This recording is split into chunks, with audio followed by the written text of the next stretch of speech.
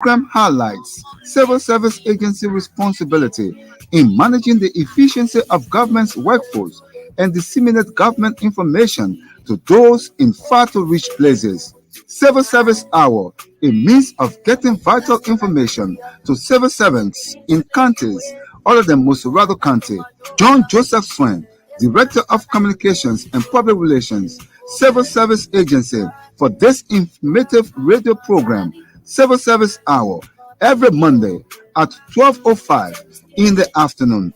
Don't miss it. If we work to build this nation, all our way for so why.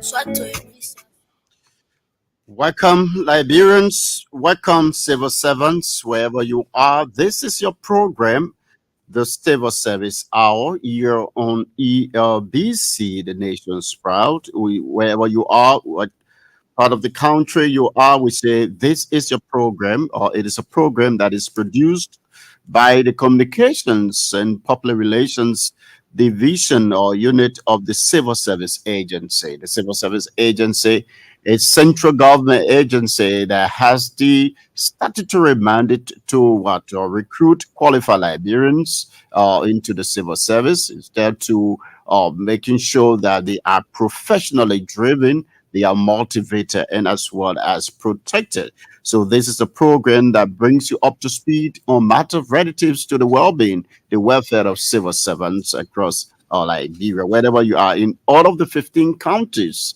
of Liberia, we have civil servants there. So this is a program. It's been aired since almost 2 years now, and it's it's the vision of the Honorable Director General of the Civil Service Agency, Honorable James A. Thompson. He thought this is a need for us to reach out to civil servants, to Liberians in general, to tell them the workings, the happenings of the agency and by extension the public sector. So we want to say welcome to the Civil Service Hour here at ELBC. We open the line. We have more time today so that we have more time to interact. It's an interactive program, so we call the numbers so that in between we should have asked our producer to open the lines so we can have an interaction. So we want to say welcome to the show, and this is the number 080-514-096, 080-514-096. If you are viewing us from the via or let's say the Facebook, we want to say you can also leave your comments and follow the show as well. We want to say welcome to the show. In past time, it comes every Monday. So last Monday we talked about grievance processes. We talked about before last day or couple of Mondays back, we talked about attendance. So we are using the standing orders of the civil service so that we bring you topic or chapter after chapter to explain to you. Mind you, the Director General in his wisdom thought that every civil servant should be condescending, should be knowledgeable about the standing orders of the civil service.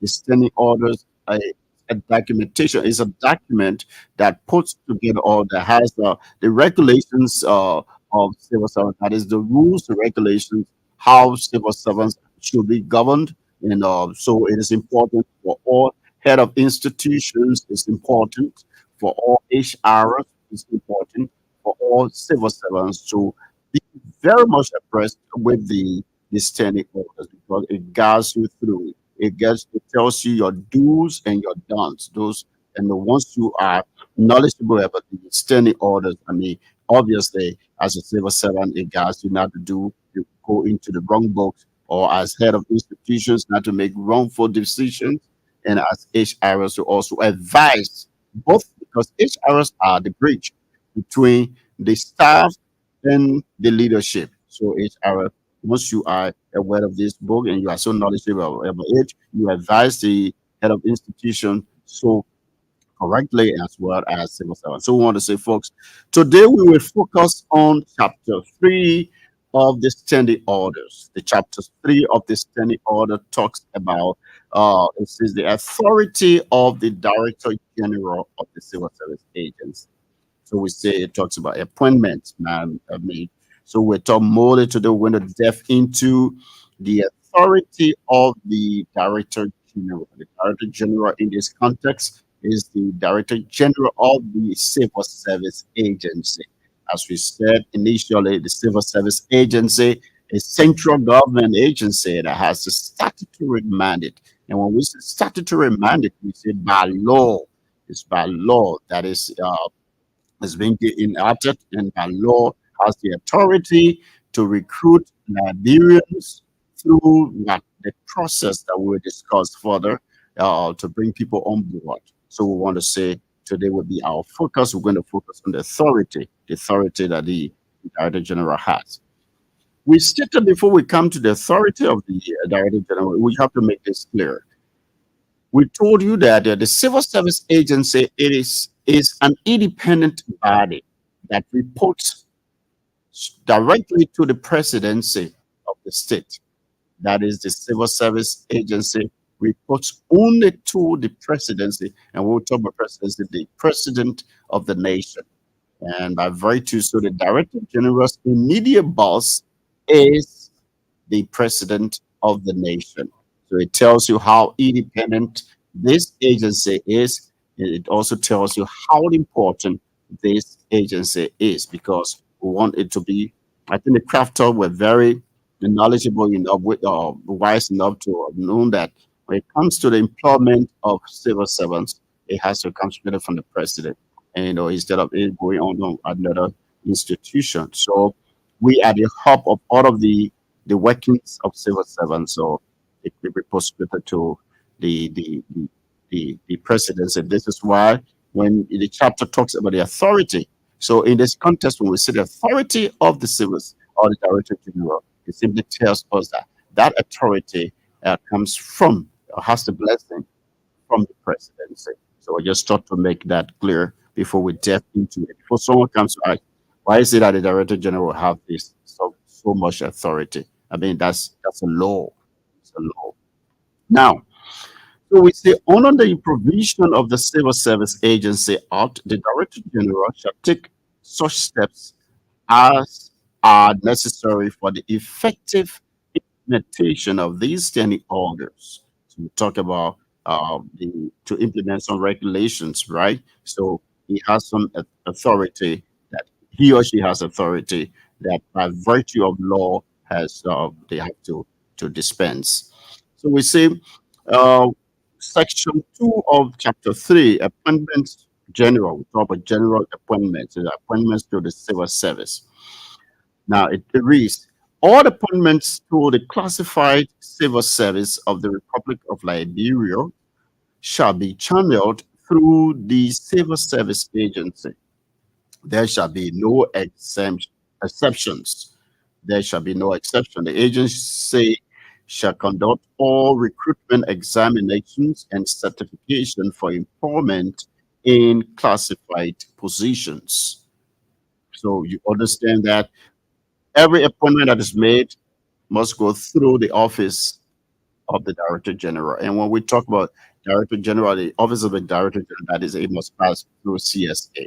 So if CSA is the hub, the custodian of recruitment into the civil service, obviously, when a head of institution or ministry is making any appointment, it has to go through the civil service. I mean, the civil service agency has to be in the know and give its own blessing or approval. That's by law. All original appointments and promotions shall be made from among personnel who have been satisfied or eligible by the Director General. All candidates except those accepting specified qualifications must have passed the appropriate civil service examination. So before you are recruited into the civil service, you must have gone through the civil service test or examination. That is by law. You must go through that process, especially for people who are the intern, they're not in our intern, but those with first degree out of the state. But there is an exemption, and that is only by the authority of the Director General. So I will just tell you, we'll talk about this, except all original appointments, right? All other appointments, original, that is and making the providing they announce the test of the civil service, and everybody should go through. It's a must before you become a civil servant. You must go through that process, go through the test. you take the test, you pass the test, then you are brought on board. However, yes, let me make another correction here. Once you are in the public or in the private sector, it is a right as a Liberian to take the test. But taking the test and passing doesn't mean that you are automatically going to be employed within the civil service. Yeah, because it's possible that maybe you take, for instance, 10,000 persons apply to take the test, and out of the 10, 7,000 pass the test. I mean, government cannot admit all of the 7,000 at once on or within the civil service. So normally what is done is that they take a record of those who have made a pass, and then keep that record as per the position of at that level. You have to take the test, and once you made the test or you passed the test, that record is there. So some people will say, "Oh, I took civil service test, I took the test, and then I passed, but then they have not called me for employment." No, taking the test is a right as a Liberian, but being employed in the civil service is based on the availability of position or space there. So you can take everybody. Why if 20,000 took the test and 20,000 passed? Would you say that they should have made all of those people know? So I just want people to, because many times will be out there and people will say, "Oh, I took the test and they have not called me for any employment." Now, here is an exemption. Some people argue that other people they didn't take test. The Director General has the authority to exempt you from taking the test, a Liberian, into the civil service. Based on, so I will read it out so it doesn't look like I'm only trying to make an excuse.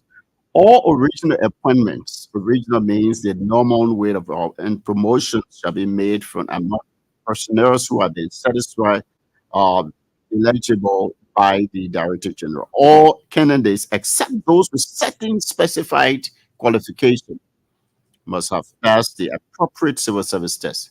When you follow this, you honest, except so those with specified qualification are exempted at the discretion of the Director General. That it is by law. That is, take for instance, you are looking for an engineer. I mean, somebody maybe you've gone through all of the recruitments you can get that particular is a need that you have to cover that position, or you're looking for a professional or specified qualification. I mean, you can but exempt the person. The Director General has the right to use their own discretion to exempt the person from the examination, the civil service test. However, there are other processes. So not taking the test is not all, but you also will go for interview. Even if you didn't take the test, you are going for interview. I mean, you have to go through the process of interview to do the checking of your documentation, all of the a lot more you would do besides the testing. So it is not an excuse to say, "Oh, it seems that once you have master's degree or you have special qualification, it means that you are exempted." No, you are exempted from taking the test, but there are other rudiments, there are other processes that you must pass. Interviews will come. You must go through the interview process, or you must go through, I mean, your documentation, you must present all of those things. You don't say, "Oh, because I have a master's degree." So that, oh, no, to go beyond that to check whether that master's degree, where it is from. I mean, a lot of cross checking of your qualification. So that's when they talk about exemption. It does not mean that you just walk through. It's not a walk-through thing. Your documentation, your professional background to know, because once you say you have this qualification or specific qualification, they will test your qualification as to whether indeed you are qualified. You are qualified for that position as you stated in your CV.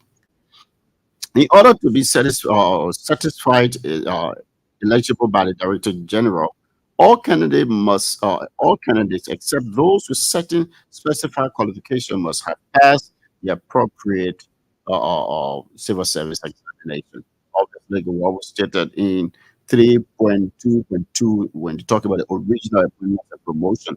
So it's not only about appointment, it's also about promotion. Before even you are a civil servant and you are being promoted, the director general has to be in the know and has to know exactly on what basis you've been promoted. Based, your institution has to explain further. So the civil service is there to keep track on every in terms of employment, in terms of promotion, in terms of AV transfer, in terms of let's say dismissal. As we said earlier, in one of our editions, we said dismissal strictly comes from the presidency through the director general. That is even the various committee, like we have the board of appeal that we stated in last edition, does not have that particular authority to dismiss civil servants. It must come from, after it should have gone through all of the investigations, it must come from the presidency, and by virtue, it sends it is the director general to make that decision. Agency heads shall, when requested by the Director General, designate suitable representatives to serve on examining boards. Agency heads shall also, when requested by the Director General, designate representatives of their agencies to assist in devising, administering, and grading examinations. So when the test is taken, right, when you the time for the test, that is the civil service test, it is not left with just what the director general or the civil service family or agency, civil service agency family. Perhaps there are reasons why an agency wants to carry out promotion or carry out employment, all of those things. Once they inform the civil service or agency, the director general office, he allows they set the test up, that is, and allows people within the various institution to be part of the examining board so that nobody feels that you just leave it alone. So wherever it is, you bring people from the institution to also be part of the process so that it doesn't leave strictly with the agency. Even though the agency has the authority to do all of those things, it makes it much more inclusive and it brings people on board from the various or the parent institution to be a part of the process so that you're calling on the examine the person. Maybe you say we want to promote staff A. You come about, you say, oh, okay, why you want to promote after you should have given your justification, then going through the process and yeah, carry out investigation examination, you must be part of the process. So we'll see. At the discretion of the Director General, candidates with recognized degrees and certain professional qualifications may be exempted from the civil service examination. The Director General may also waive examination requirement for civil servants who are urgently needed in special capacities, provided that they are at least 45 years of age and that they have served government for a minimum of 20 years, 15 of which must have been continuous service. So there another exemption or distraction that the Director General can make is that there are certain positions you need somebody immediately. The urgency is there. So instead of going through all of the processes to go through the testing and doing all of those things, so he can call your institution can call and say, look, we need a producer.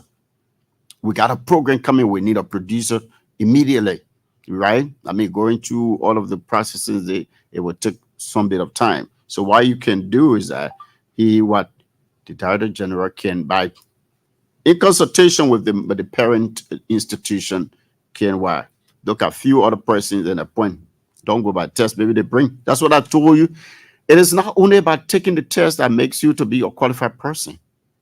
Sometimes they send the various send CVs, 2, 3, 4, 5 persons send the CVs and they look at carry out scrutinies, serious scrutinies, and they say, oh, I think this one can make it. He can take the test, but I think she can make it. We can give her the job, right? So there's an exemption. They give a waiver no more to go through the process of taking the test, because sometimes taking the test it requires a lot, right? So go through because you are needed. Again, that person also, like I told you earlier, the person must have some special qualifications, special professionalism. That is maybe the person is a media person, and this person have been into the media for so very long. The person is above, they so much experienced, and they are above 45 years.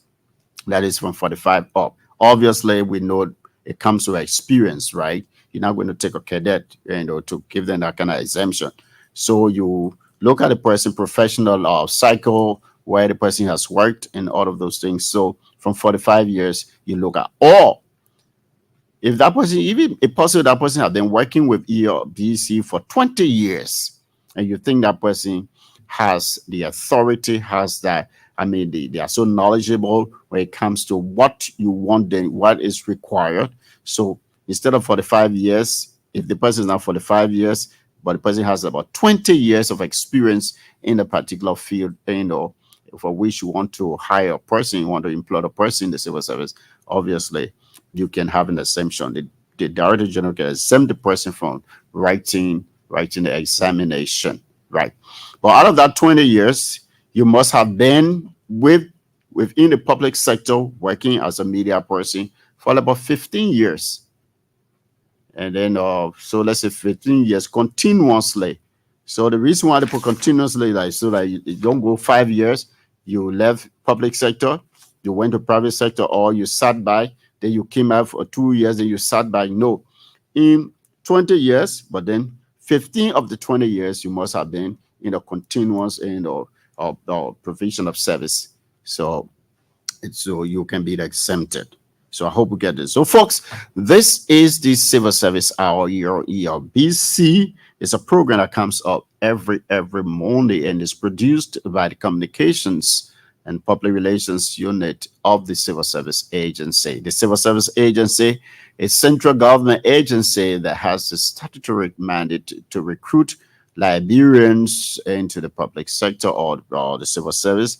So making sure that they are professionally driven, and they are motivated as well as protected. So we were delving. So today we taught in this edition, we are talking about the authority that the Director General of the Civil Service has. The authority that he has. The Civil Service is an independent body that reports directly to the presidency of the state.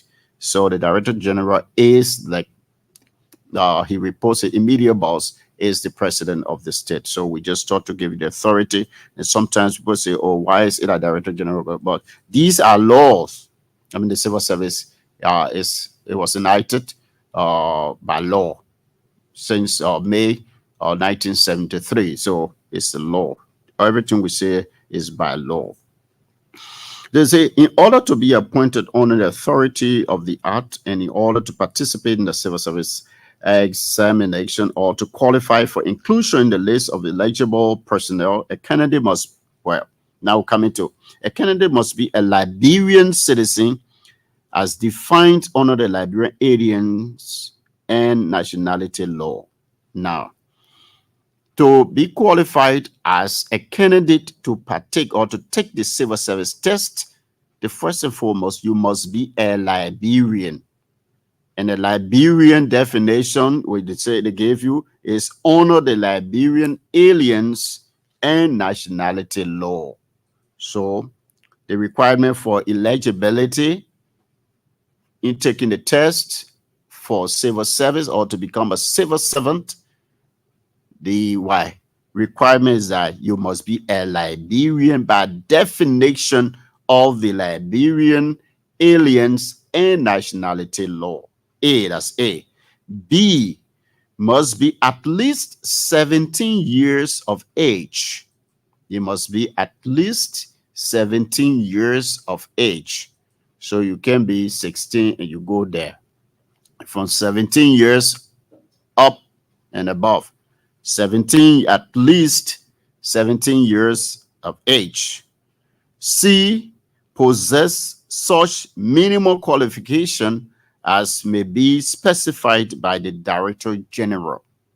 Before you take the test, the Director General will send, I know in the memo or the announcement, they will tell you the age, the qualification range of a particular position you must have. So they didn't state the qualification, I mean, the qualification, the minimum qualification year, but as the information comes out, the qualification will be mentioned. So it is by what? It has to be specified by the Director General of the Civil Service Agency. So that C possess minimum qualification as may be specified by the Director General. D says be satisfied by a recognized medical practitioner as being fit for the position he or she is to occupy. Obviously, and even in the private sector, when you are being hired, they ask you to bring a medical report. I mean, the same with the public sector. Wherever you go, you have to tell people your medical situation. And I think this is universal. It's not unique to Liberia. It's universal. So wherever you go, they tell you, say, bring your, and don't just go and tell me say this, because sometimes the reason is that I want to know exactly, I mean, whether you are fit for the job, fit in terms you are physically fit for the job. So you have to uh, say all of those things. Bring it. Be satisfied by a recognized medical practitioner as being fit for the position he or she is to occupy. Another one says in there, we talk about candidates excluded from appointments. Now, yes, candidates excluded from appointments. So you see, chapter 3.2.7 says, no candidate shall be appointed to the Liberian Civil Service without the specific approval of the Director General. So you see, then it will give you the reason why. So it will give you the reason. I will state the reason shortly. No candidate shall be appointed to the Liberian Civil Service without the specific approval of the Director General. A, he or she has to be, they say he or she has been convicted of a criminal offense. Now, let me just paraphrase it. If you have been convicted of a criminal offense, I mean, you will not be the Director General by his distraction, illegal, his statutory distraction will not accept your application. Because if you are being convicted of a criminal offense, B, he or she intentionally makes a false statement in respect of any material fact, or if he or she practices any fraud or deception in securing the examination. If when you pass the other way, getting the examination, and somebody will say you got the answers or the questions before time, whatever way, you will not be allowed. I mean, they will exempt you from having it. I mean, you will be excluded from the process. So no cheating. Fraud means like you cheated. Now, we talk about C as being dismissed from the public sector for delinquency within 6 months preceding the date of application for the examination. And this is important. Let me make this clear. So we'll go further. Very soon we'll open the lines. This is clear. Let me just make this clear. There are some people who they were dismissed. They worked in the public sector. They were civil servants, but they were dismissed because of delinquency. They don't come to job. They also many excuses. They would come to job only interested in getting the salary. But that is, then they left the job. They were dismissed. When they heard that they're going to take another civil service test, they applied.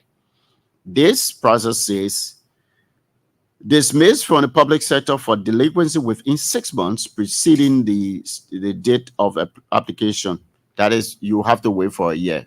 Within 6 months, and maybe after 6 months, then they decide to go take the test. No. Once they check your record, they got to understand that you were dismissed because of delinquency and other offenses, which of course they didn't mention here. I mean, you have to wait. You have to wait. You will be disqualified. You have to wait. So those are things. A candidate who has been disqualified from taking the civil service test may not reapply within 3 years of the date of disqualification. So if you did all of the above, you are disqualified based on certain either you cheated, you got the answers or the questions earlier prior to the time, you dubiously got the stuff, the answers or the questions, you are not to reapply until after 3 years. That's a penalty. You are not to. If you took the test and you failed the first time, go the next time it comes, go and take the test. Continue taking the test, but to go the other way and want to, pass through the back door, then it tells you exactly that once you are caught, you'll be disqualified, and when you've been disqualified, it will take you 3 years before you can reapply to take the exams, the civil service test. Now, so you see, these are things that talk about disqualification, all of those things. So, folks, this is the Civil Service Hour. We are discussing the authority the Director General of the Civil Service has. And to join the conversation on this show, the Civil Service Hour, which is 080-514-096, 080-514-096.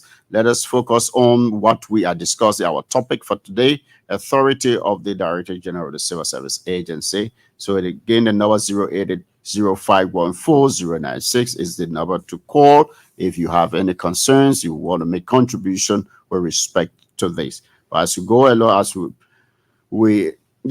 lines will be open, we will continue with our discussion. So we're giving the authority that the Director General has when it comes to appointment or having exempting people to take the test, who not to take the test. But we said again, to be the requirement for eligibility as a civil servant or to take the test, you must firstly be a Liberian or citizen as defined on the Liberian aliens and nationality law. You must be at least 17 years of age. You must possess minimum qualification as may be specified by the Director General, be satisfied by the recognized medical practitioner as being fit for the position you are to occupy when you qualify. No candidate shall be appointed to the Liberian Civil Service without the specific approval of the Director General. Who has been convicted of what? A criminal offense. If you have been convicted of a criminal offense, obviously you'll be disapproved. You made false statements in respect of any of the material facts, or if you practiced any fraud or deception in securing the exams and its answers, you will be disqualified. You'll be dismissed from the public service for delinquency within 6 months preceding the date of application for the exams. You will be disqualified. A candidate who has been disqualified for taking the civil service test may not reapplied within 3 years of the date of disqualification. That is, you have to wait after 3 years of the date of disqualification. Then we talk about a candidate who has been disqualified taking the civil service. We stated that. Now, another section of the same chapter 3 talks about to whom the act applies. So we talk about the act, we talk about the Civil Service Act, we talk about who it applies to. They say the act should apply to all officials and employees of the Liberian government or whatever function or designation who are compensated by the fixed salary, with the exception of those enlisted under Chapter 3.3.2 of these orders. They will tell you who are civil servants, who are public servants. Now we'll give you a little example of that. All public servants are civil servants, but not all civil servants. Not all public servants are civil servants. All public servants, let's say, all civil servants are public servants. Let me get it straight. All civil servants are public servants because they work in government in the public sector. but not all public servants are civil servants. And those who are public servants are not civil servants. They have the listing here, and I will just run through them. We have the members of the legislature. Obviously, they are not civil servants as we speak. We have other elected officials, people who are elected. They are not civil servants. They are public servants, but not civil servants. The justices of the Supreme Court are not civil servants. They are public servants. Judges of subordinate courts are public servants. They are not civil servants. All the appointed members of boards and commissions are public servants, are not civil servants. Or cabinet ministers are public servants, are not civil servants. Deputy cabinet ministers are public servants, are not civil servants. Assistant cabinet ministers are public servants, are not civil servants. Heads of autonomous agencies and bureaus are public servants, are not civil servants. Ambassadors are public servants, are not civil servants. Superintendent, county superintendents, territorial superintendents. We have county territorial and all other commissioners, sheriff, all commission and non-commissioned officers listed of the regular armed forces, law enforcement, security, all contract employees of government, that is people on contract. Sometimes you'll get people say, oh, we're working, but they don't understand whether those people are contractors or they are civil servants. Other categories specifically exempted by the Director General. So you understand the difference between civil servants. Civil servants are people who go through there's a civil service testing process, and they are being hired by virtue of merit only to the civil servant board.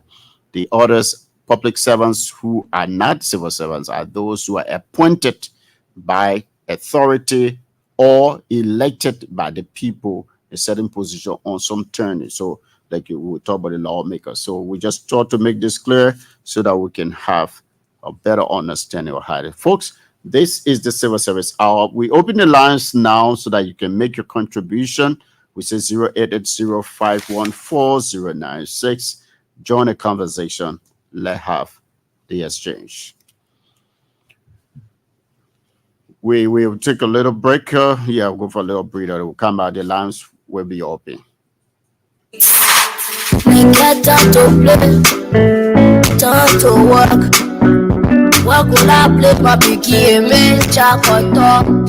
Hey, are you in the employ of government ministry or agency and want to know about the civil service agency, the sector of government that is responsible for recruitment, civil service test examination, performance management, and other information regarding the workings of the civil service agency? Civil Service Hour is that program you can get all the answers you need. Civil Service Hour is a 50-minute informative radio program that comes on ELBC Radio beginning Monday and every Monday at 12:05 in the afternoon. The program highlights civil service agency responsibility in managing the efficiency of government's workforce and disseminate government information to those in far-to-reach places. Civil Service Hour, a means of getting vital information to civil servants in counties other than Mosorado County. John Joseph Swen, Director of Communications and Public Relations, Civil Service Agency, for this informative radio program, Civil Service Hour, every Monday at 12:05 in the afternoon. Don't miss it. So welcome back, folks, to the Civil Service Hour, your ELBC. Today, our focus is on the authority the Director General of the Civil Service Agency has, and we are just going to give us the lineup. So we'll say the number to call 080-514-096. Make your contribution. This is a show, Civil Service across the length and breadth of this nation. It's a program that comes up every Monday and brings you up to speed on matters relative to the work being of civil service. Again, 080-514-096. This is the number to call. You join the conversation. Hello, your name and where you calling from? Hello? Hello. Yeah, hello. Yeah, your name and where you calling from? Oh, I'm calling from Wala. Okay, Famous money. okay, your concern, please. Yeah. So I want to understand about the civil service work and maybe salary. It must be permanent. Or you want to know the civil service, right? You talk about the Yeah. examination, or are you working with any institution in government? I'm a bit. I'm asking whether you working with any institution in government. I'm getting to see you. Yeah. Can you move away from your monitor, please? Let me try to tell the call and bank it. But I get to you now, so you can give your concern again. What was your concern? Okay, just Hello. hello. Your name and where you calling from? Hello. Hello, your name and where you calling from? Yeah, the feedback. I'm Gilbert Davis calling for the General University. I'm a driver. Okay, give us your concern, please. I want to ask you, a driver can do Yeah, a driver can be your librarian, or driver can take a service, or driver can take the civil service test. That's why we said when they make the announcement for the test, the director general will tell you the qualification that you need to have to take the test. So I can tell you that a driver can take the test because we have drivers also within the civil service. Yeah, thank you for following. Then, like my second question, like for example, because Hello. yeah, hello, Yeah, your name and where you calling from? yeah, my name is Anthony Fremont. Anthony Fremont. Thanks for joining the show. Virginia. Yeah, okay, your concern, I please. work with Minister of Health. I want to know how you can become a civil because we work the same with them with health. We are not any level to say we are civil service. But when we working with health, I don't know how we are civil service. So for you to explain that to me. So you're working with the health ministry, the Ministry of Health, right? Okay. So I will let me take another call. I will get to you. So keep following. Hello, and where you calling from? So I'm calling from Your name? Amos, my name. Okay, Amos, what's your concern, please? Oh, my cousin, I want to speak about the wife because I hear some people travel all day. Amos, your line is bad. Please let me take. Yeah, sorry.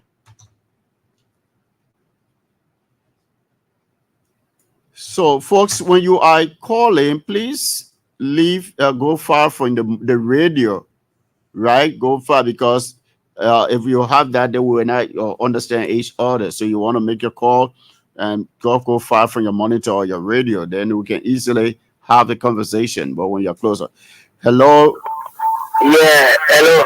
yeah, your name and where you calling from? I don't want to see Amos talking to you. Yeah, Amos, I'm getting you now. So just more from. So what's your concern, please? Yeah, my concern because I want to be tired and also I want to understand how it will be. And so, yeah, opening line, that's why. Okay, Amos. So you. Okay, so I got your point. You want to get information, right? So firstly, you are Liberian. To be your civil servant, you must be a Liberian from age from 17 above. And just keep listening. Very soon we'll come up with the announcement, the civil service test. And then when we come with that test, we'll give you all of the other details as to the qualification that you need to have before you take the test. But as a Liberian, it is your right to take the civil service test, right? And yeah, so you are, yeah. Thank you. You are welcome, Amos.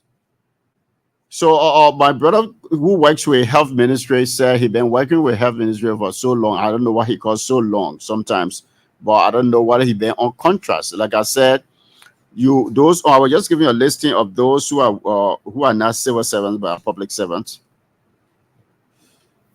Hello. So, what from the headquarters of the LG. I'm in the traffic session. Okay, so what's your concern, sir? Oh, sorry. I got information 2018. Okay. As the chief of traffic there with documents.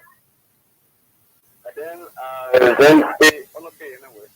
Money and the tourists with her. One cars and clothes with her. You go all the facility with her.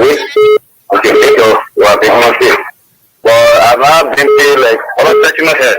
Yeah, I haven't had any traffic session. So I okay. think So let me I think get let me getting the $100 about $80. come here. Let me, They let don't me, want the $100. so let me get you right there. Let's talk. We're talking about the authority. Let's discuss. We split our discussion to a topic. Yeah. Yes, sir. Yeah. So hello, your name and where you calling from? Yeah, hello. Yeah, your Yeah, name and I where you work calling? for the program Mr. Health. I work for 13 years. 13 13 years. years, Mr. Health. Yeah. Yeah, yeah, for 13 years. So And you just, at the time I never seen but you are on government one. payroll, right? Yeah, I'm going to. But the fact that you own government payroll, it means you are civil servant. So what's the concern? Yeah, so you're civil servant. You own government payroll from 20 all the years you've been paying from government payroll. So you're civil servant. I mean, in terms of yeah, yeah, you're I'm welcome. not taking the check. That was our. Yeah, so you've not taken because for sometimes now the tests have not been, but I tell you for sure before we come to the close of the year. In fact, we're going to do a presentation. The test will come out, but I mean you've been there, but the test will come, and then the HR will decide exactly how to administer the test, and yeah, to get you taking it. Okay, sir. Thank you. You're welcome. Yeah. Hello. Yeah, so folks, we want to say, I mean, we have a little terrible network here, and we are out of time now. We want to say, just keep following the civil service hour every morning. It comes on between 12:05 to 1. That is, and it's an informative program. We thank you for your listening role, and of those who made the calls. We want to say, this is a program. Always be a part of it, make a contribution. I've been your presenter, Joseph Ennis Swin, head of communications and public relations at the Civil Service Agency. Thank you for joining us. See you. Bye.